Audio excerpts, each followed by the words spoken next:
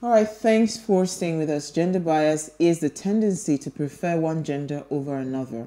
It is a form of unconscious bias or implicit bias, which occurs when one individual unconsciously attributes certain attitudes and stereotypes to another person or group of people. And this ascribes behavior, affects how the individuals understand and engage with others. Bias is prevalent in every aspect of our lives. Our brains are hardwired to categorize things we encounter in order to make sense of the complicated world around us.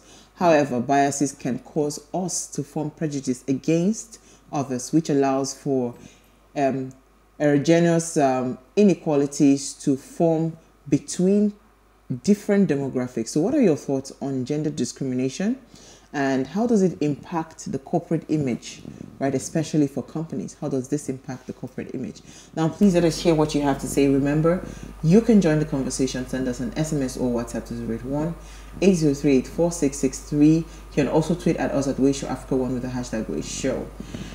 Okay, so we're supposed to have our guest today, but as we mentioned earlier, matters of the heart came up. But this conversation is actually...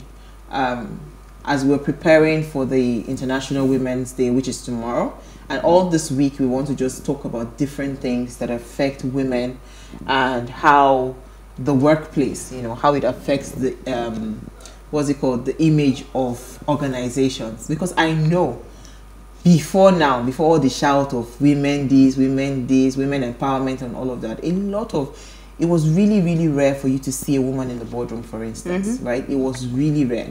But I think lately, most companies are paying attention to that. We're seeing more hires of female CEOs. We're seeing more hires of, you know, more women in the top executive positions in the company. So you guys you were in 95 until you started your own firm, and you are still in a 9 to 5. So maybe you should tell us, first of all, firsthand, you know, how you think, because you've worked in different organizations, so you can't really be specific to one. It seems like she's ready for me. So how do you think gender discrimination, you know, has impacted corporate image in Nigeria? Interesting question. It's a tough thing to try to segment it to corporate in Nigeria, because for starters, culturally, we live in a biased society towards our gender. So there are certain things that are programmed culturally before you even talk of, you know, you come into an organization with the culture of your tribe, with the culture of your home, your family, and then you come into an organization. So an organization then forces you to, well, not forces you, but you align to the culture of the organization. So there's the concept of organizational culture. Now, have things improved? Yes. Is there still a lot of work to be done?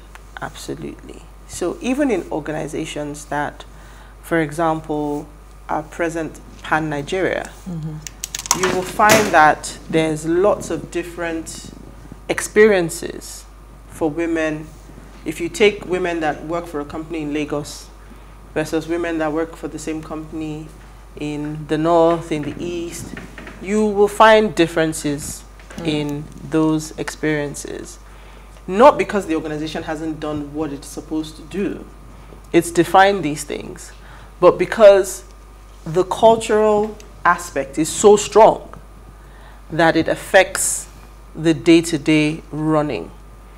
Now, in general, over the years, and it has filtered into Nigeria, the concept of having gender equality, you know, outside of Nigeria, we deal with it in different ways. So we talk about, or you hear it being prevalent in other countries where they say, oh, a woman earns in the same role, a woman earns less than a man, right? Nigeria, not so much, because here our roles are not our jobs are not gender-based at the general level. Maybe when you start to get to C-suite where the negotiations are different. But in general, most companies have a pay structure. Whether you're male or female, you fit in, right? Really? Oh yeah, most companies here. What you earn is what you earn. Now, it's usually never about gender. But gender plays here in different ways. So key things like maternity and you having kids and how that impacts your ability to progress. So in general, not that it's written down anywhere, but you find that a woman who has had maternity leave this year may most likely not be eligible for promotion. Most likely. In most organizations, won't be eligible for promotion. It's not really written down, but it's an unwritten rule. It's an unwritten rule. Do you see what I mean? So I've heard conversations like, this person has had 2-3 kids. The person is not serious about their career. You hear things like that as well. You hear things like, this person has a side hustle. So she's into selling hair, she's into doing this, so she's not serious. This person is always at work, or she's a work person. That means, doesn't she have a husband?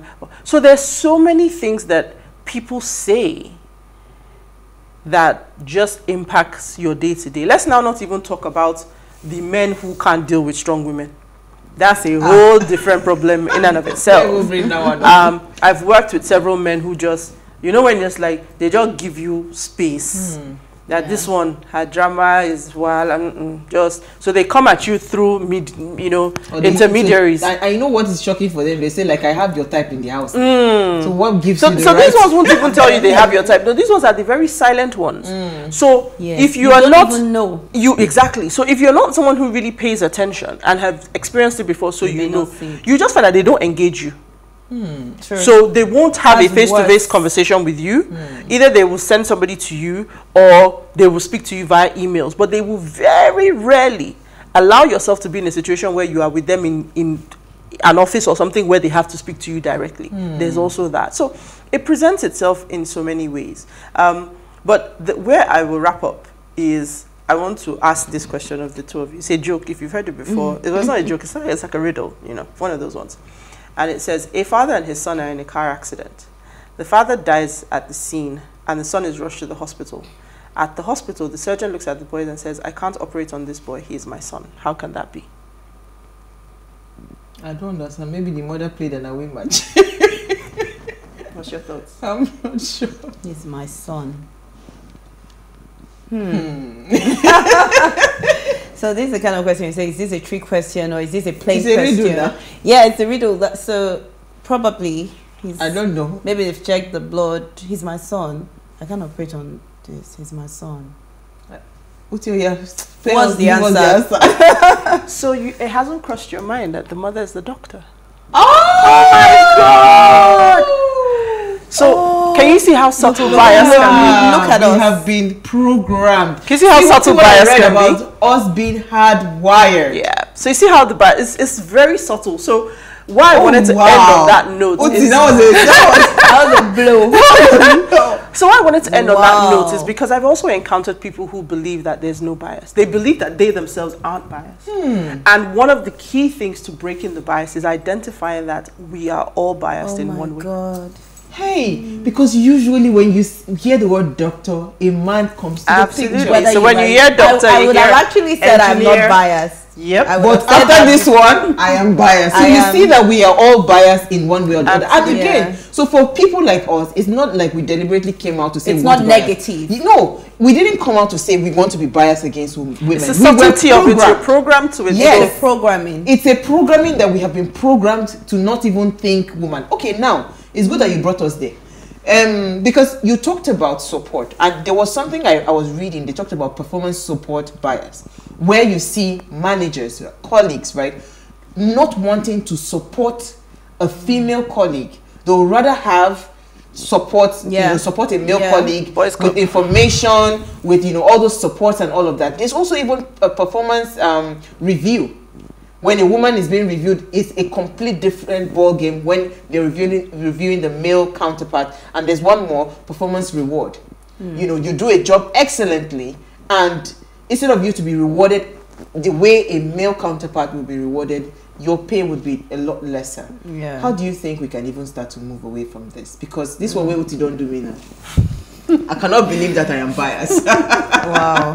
You know, like if it's a programming, then it means we all need help, and then it has something to do with how we were brought up. Has something to do with what was put in us. Like, why didn't we see that this could be a woman? I mean, this has even crossed my mind. I'm actually angry right now. Yeah. How come I didn't even think of that it could be a woman? So I think there's a lot of work to do. So we can start with our children right now. You know, I think we can even start with ourselves, because like I said, it's when you have this kind of experience, it now gets you thinking, because we don't think about it. It's like you said, it's programming. Yeah. So we say certain things, we do certain things, and if you don't actually have somewhere in the back of your mind to think back and go, oh, why did I say that? Why did I have that reaction? Yes. Sometimes we just accept certain things as the norm, but we don't question the genesis of that norm to actually determine. And that's why I like the theme, you know, the break the bias, because it starts with each and every one of us. Yes. A lot of the times we think that we're having to educate people, when in truth, sometimes we need to focus on ourselves. Yeah. Ourselves. See, this is deep. You have not recovered. I'm telling you. Oh, deep, go. I'm gonna be thinking about it. It's really deep, because honestly, it didn't even cross my mind that the mother could have be been a the doctor. woman. Yes, so the doctor could be a woman. Who So- did this to us? Who did it to us, right? Oh my God. So you know, culture, Yeah. right? Because you mentioned north, east, of course, eastern, northern, southern. The mindset is different, right? I'm sure that if you talk about setting bias, I think they're It's a lot more better. liberal Yeah. when it comes to, you know, when you come down south and all of that, right? So how do you think we can start to manage culture? Because again, every year, International Women's Day comes up. It's the same thing. And the men go say, they don't start all their... because it seems like, I mean, what Uti did, I've not recovered. I'm trying to gather my thoughts. because now we just see how clear it is. Yeah. And the truth is that we're not trying to prove anything to anybody, but we're trying to just probably detox our minds from certain things that we've been programmed to do. Unconsciously, we do not even know existed. So how do we even start when it comes to culture, so that we do not shake the table too much, or do not make the water a lot more murkier when it comes to culture? We still maintain the culture, the whatever, but still assert that, because I am a woman, is it possible to be able to have those work hand in hand, or No. one has to give way for? Because you know why I'm saying this? The reason I feel that probably we are not making a headway in certain areas or certain parts of the country and certain cultural beliefs is because of this thing that it seems like, so you want to come and change what we know already. Do you understand? Okay, we talked about Aisha Buhari staying in Dubai last Thursday, right? It was Thursday we talked about it. Part of the northern culture is that a woman is supposed to just be, you know, be somewhere. The man is the one that does all the things and all of that. So it is possible that that is also what is playing. I didn't want to help your point. You know, it is possible that that is also what is playing out.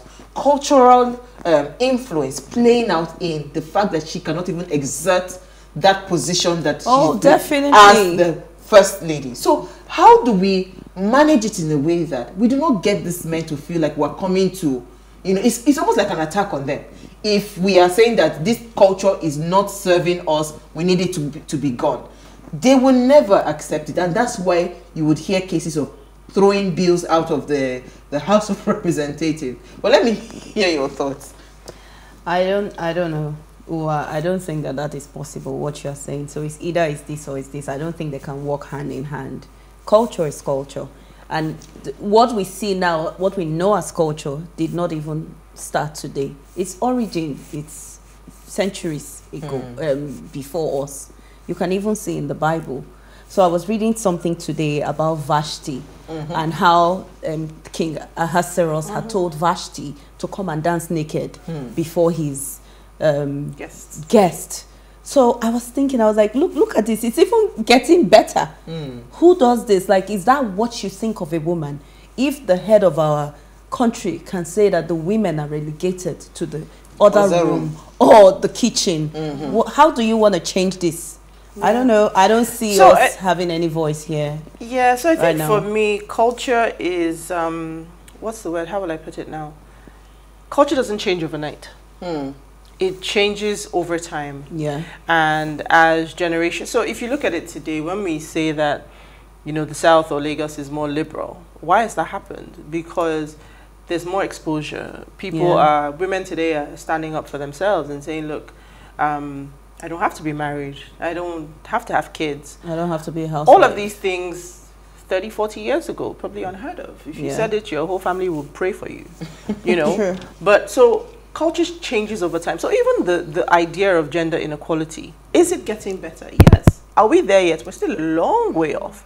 But we're getting better now because we're starting to, no matter what you say in Nigeria, we're recognizing the rights of women, right? Women, you know, we may not have the same amount of representation as we would like, but the opportunities are there. So if you are qualified today, we live in a country where girls can be educated. Well, you know, so most parts.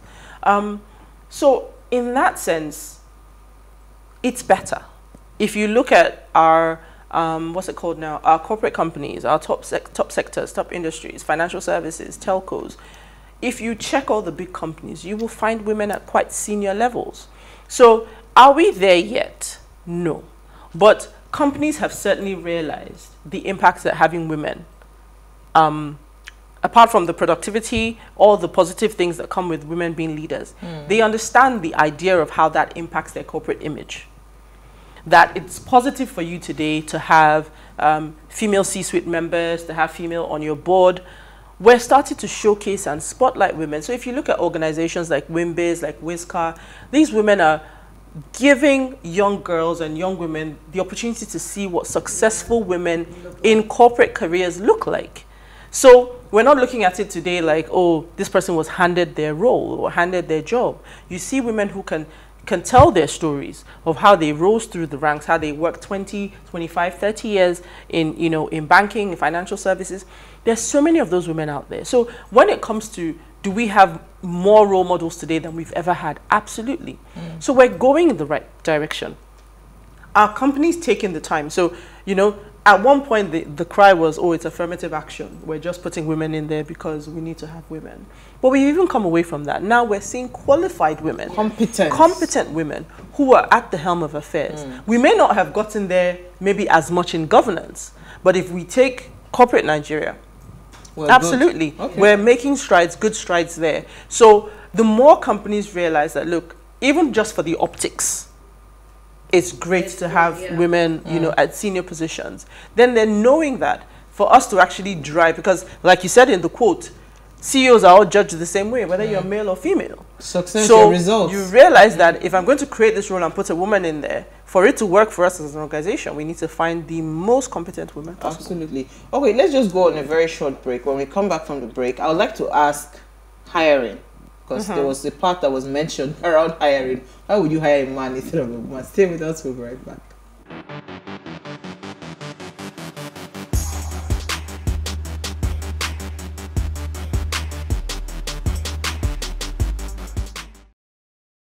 Now, if you just tuned in, we are discussing gender discrimination and its impact on corporate image, right? Please let us hear what you have to say. Remember, you can join the conversation. Send us an SMS or WhatsApp to 081-803-84663. You can also tweet at us at WayShowAfrica1 with the hashtag WayShow. All right, so Uti, because I'd mentioned hiring, and I'd like to hear Mani and Uti's thoughts on hiring. First of all, are there certain roles that you will never hire a woman for in your organization? And why? Then secondly, why is it, because again, when you look at the statistics based on, you know, some of the figures that I saw when I was reading on these issues, it says women are 79 times more likely to be hired when there are at least 2 female candidates in the finalist pool. No, there was a one for comparing men and women. Let me see, I'll find that out now. Okay, I'll find that out. Both men and women are twice as likely to hire a male candidate. So whether it's a man interviewing or a woman interviewing, they are more likely to hire a male candidate. Why is that so?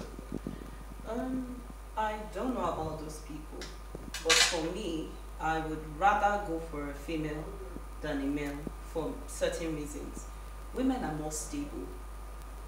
So yes, they have to go on maternity leaves. Yes, they go and they come, but they are more stable. Men are more ambitious. We know that. So they are likely to jump from one place to the other. But women are stable. Just give a woman a good job, something she enjoys doing. She's going to stay there for a longer time than a man. So for me, I would rather hire a woman. And then if you say, are there some jobs or roles that a man can play better than a woman? I'm yet to see those roles. For example, I have certain services that I render to different organizations. For example, one is debt recovery. So we do debt recovery. So when I meet people and I tell them, we also do debt recovery, they're like, you, a woman, how do you do that? I'm like, I do debt recovery. Debt recovery is not about fighting. It's not about muscles. So these things are just in our minds. We just think that because we are going to be, you know, trying to get something out of someone's hand, it has to be a man's work. I have my youngest female lawyers actually on debt recovery roles, and they play them very well. So I am yet to see any role that I think that a man would, you know, do better than a woman. Yeah. I think gender-based, when it comes to roles, I think we've gotten to that point where we're clear that capacity-wise, I mean, if women can be at the war front, yeah, I don't think there's anything left. Exactly. I don't think there's anything left that is gender. And if you look at it today, some of the best, just to flip the scripts, some of the best chefs, some of the best hairdressers, some of the best makeup artists. In fact, men, I believe, are better at it than women. So do we have things where gender is still an issue? I don't think so. I think now it's down to the quality of the experience, the talent of the individual. And because we've broadened our minds to the opportunities that are available, we realize that when people are given those opportunities, they can excel. So one of the places that I always think that we still, and we all agree that we still have huge gaps, and you sort of mentioned it when you talked about the bills that were not passed, even though I won't go there. We have a huge gap in governance in this country. Yeah. And, you know, sometimes it feels like it seems impossible for us to have, you know, better females in governance. But I'm going to take this comment. I want to tie it into a comment that we have from Daniel Illo. Okay. Thank you for always messaging us during the show. He says, good evening, beautiful ladies of What Are You Saying Ways. Thanks for another great opportunity to discuss and contribute concerning the issue on ground. As regards the brutal murder of pretty, beautiful, and good-looking Bamishe, I think at this rate, BRT buses should be banned for life. We think BRT is safe, but I think I am wrong, and the driver who did this should face the music and have a taste of his own medicine. Concerning gender discrimination, what stops Sister Uwa, Sister Uti from becoming the next president of Nigeria? The male presidents we have had all these years have failed us. I believe a woman can change Nigeria. Now, why I wanted to read that is because a lot of the time when we talk about women in governance, it seems like, and I know even I said it here on the show before, it seems like politics is such a violent place. There's so many reasons why women can't play in politics. But let's take away the, what's the word now? Let's take away the nuances of doing politics in Nigeria. Let's just look at women in governance and some of the examples that we've had. Angela Merkel was extremely successful, but I want to even use someone who is further away, but she did it at a young age. Jacinda Ardern of New Zealand. She's born in 1980. At the height of the COVID pandemic, New Zealand had one of the most successful approaches and results in managing COVID in 2020. And she did it all whilst carrying a baby. So women have demonstrated that we have capacity. Even if you just look at what we juggle in running our homes, in raising our children, we have the capacity to do so much more. And as the world continues to shift, hopefully, at a faster speed, because we could be doing a lot better. But there is a shift. It would be wrong to not acknowledge that there's been a shift. But the world needs to continue to recognize that, you know, the female gender has so much more to give. I know we say these statements like, you know, empower a woman, you empower the family, you empower the nation. But are we truly doing everything that we can? I don't think that we're there yet. if more women can play in the space of governance, I definitely agree with Daniel that things will improve. It will definitely improve. So I was just going, let's just piggyback back to the topic, the impact on corporate image. Do you think that when we start to see more women occupying top executive positions in the corporate world, what do you think that will do to the company, you know, and how people would what's it called, approach those companies? Do you think they will see them like being progressives, or what do you think would just, you know, the general impact it will have? Well, definitely it will have a huge impact on the company, because women are known to do things and do things very well. So, but when there's gender discrimination in the workplace, women are relegated to departments like HR, admin, PR, you know, less important or less strategic departments. But you see the men, you know, taking positions in the board. So I believe that because women carry a certain amount of wisdom, if they are put in those places, you know, like board positions, of course you will see. But do they need to put them in the places? They're supposed to earn it now. Me, I like the fact that a lot of women now that are going into those top positions are actually, you know, earning those positions. When there's an opening, they will more likely pick a man than a woman. So it's not even about earning it. There's so many women that have earned, you know, the positions. Why would they more? Okay, so we are talking to ourselves now. Why would they likely pick a man? Is it possible that probably out of the one slot that was open, 10 men applied and only one woman applied? That's another possibility. So, and maybe she was not able to match the competence of, you know, the person that eventually got picked. Because like what Uti said, she has gone on 3 maternity leaves since she joined the company.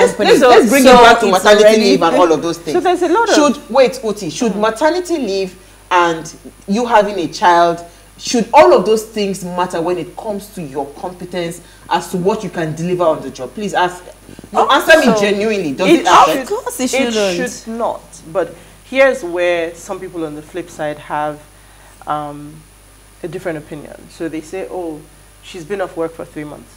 That means she's not been up to speed. She doesn't know what's happening. She may have missed out on some key projects. She's getting free money. So, no, I'm even trying to not look at it from the negative perspectives. I'm trying to say that here are some of the thought processes. You know, like you said, it's an unwritten rule. And these are sometimes the things that cross people's minds, is that, okay, this person has been away for, you know, most companies now even progressively have 4 months.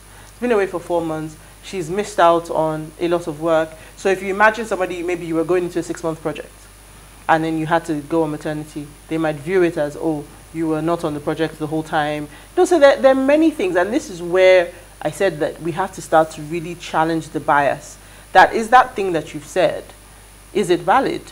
Is the person, so do I have other experience that makes up for the time that I was away? Have I developed myself in any way? So should I be discriminated against, or should I be held back because I had a child? It's not biologically possible for a man to do that. So am I already on the back foot because of that? There's different ways to look at it. And for me, where I think that we start to see the impact on corporate image and where the focus, I think, changes or shifts when you have women in more senior positions, is that the perspective is different. The way we will see things as women will always be different from how men will see things. True. And when there isn't a woman present at the table, it can be skewed. And then when you don't have the right kind of women who will actually, you know, say, I earned this seat and I'm going to fight to bring other women up with me. So you start to see that, oh, what's the word now? You see policies. And this is where the key things in companies, everything that happens in an organization is driven by policies. And when those policies are being put in place, does it have a balance in terms of, oh, HR policies? For example, maternity used to be 3 months. Now in a lot of organizations, it's 4 months. Places even, you know, you can have up to 1 year.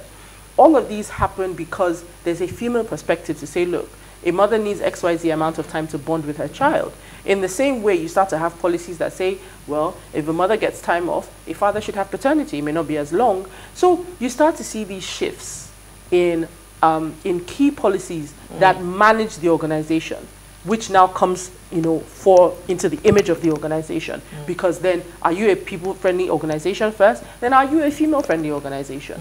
All of those things are driven by, it's from top down. Nothing happens from bottom up in an organization. So if your leadership, right from the board level down, understands the value that women bring to the table, it just impacts the image of the company. And it always shows, which is why more and more companies are looking for competent women. to bring on board, because they know that it has positive impact. Absolutely. So I just wanted to quickly wrap up with this because we're running out of time. You know, last week I took a story on the university. What university was that again? That miserable university, or was it Polytechnic? Which one? In Delta State, that brought out a law that said girls without bras and underwear should not be allowed into the campuses. So we asked, the question I asked was, what about the men? Who is going to check whether they are wearing their boxers or not? So it just, Uti, why are you smiling? Because it just brings, you know, when Uti was saying something about if a woman is inside that policy making, that decision making, I'm sure, you know, they would have championed it. You don't even know women. They would champion that policy even more than the men. I'm telling you. So why are women? Why are we our biggest enemies? That's just it. Again, I think I try not to just go, oh, women are the problem or men are the problem. I like to go to the source of the why are these policies put in place. What was the reason behind it? Was it just to discriminate against women? I know we have these decency quota, of how we like to call it in this country and all of that, but sometimes as well, some of these things are put in place for the benefit of women, because don't come for me, but the men tomorrow, they will say, what was she wearing when they did their stupidity? They would never say they couldn't control themselves or they couldn't. So, you know, there are many different factors, is what I'm just trying to say, that sometimes these things have, the women can be badly behaved as well. They have origins. Thank you. So we kind of have to look at it in a more robust way, not just that, oh, women are being unfairly attacked. So in summary, to fight gender discrimination in the workplace, what we need to do is to approach it from top bottom. So it means that we need to have a lot more women at top decision-making level. A lot more men, first of all, that understand the value of having women in the organization. Like, understand that bringing women up to the C-suite. So it's not just about having women there, but even having men that understand the value of women. Like Tony Elumelu. He understands, you know, the importance of having women on his board. So I think that's a good plenty. He has them plenty. And you can see the drive. I mean, look at, I was so impressed with the foundation. The Tony Elumelu Foundation, the work they did amidst COVID. You know, it was when the woman, the CEO that is currently running the foundation, when she was reading out the figures, you would think that those things were supposed to stop them. It just so this is where I want to like appeal to men. When we say that give a lot of women more visibility and all of that, it's not because of we want to probably be at the same level with the man. No. It's not a power. See, what I can think of, sitting down here, the man around me cannot think about it, even if he was standing on top of a tree. It's the same. Because we are holistic. We'll change the we are holistic in our thinking. They are going to come for you. You know, do you know why I feel so sad today? It's the riddle that Uti gave me. Honestly, so we would have failed. We would have had a fantastic show. If both of us did not, it would have been we didn't fail woefully at that video. You should have shown us that. No. Yes. It was good she did it so that we have shown that we have watched our dirty living live on television, because it just tells us that this thing is deep-seated, right? It tells us that this bias is deep-seated. Even when you think you are not biased, you are 100% biased. So both of you, a woman, and again, for the men that are married to women that are 9-to-5ers, please understand, it's not both of you come back together. You enter the same traffic to the house, you know, and you are not saying, what am I going to eat? It doesn't make any sense. I think a lot of men I don't think it happens anymore, though. No, it still does. Not as bad, but it's not as bad. The men are changing, but we're just saying the that women nowadays will not even they won't take that. Believe me, these girls. We'll just serve him the divorce paper immediately. Just go day your day. Sad, but you know. But I think the discrimination is real. Yes. You know, if I had passed that test, I would have said no, it's not that bad. Yeah. But so for me to fail it, that was, you know, discrimination is real, and I'm hoping that more corporate organizations, you know, pay attention. You know, because again, when you want to hire CEOs, you're not thinking a woman. You want to just get a, you know, it's a man everything is a man, you know. Yeah. So we need to, because the figure you have in your head of power most of the time is the figure of a man. Yes. So that's just, we need to start from the inside. Absolutely. Yeah. Absolutely. Absolutely. All right, so on that note, we want to thank all the men that are supportive of women, and all the men that understand that women are, it is important that they sit at that seat of power.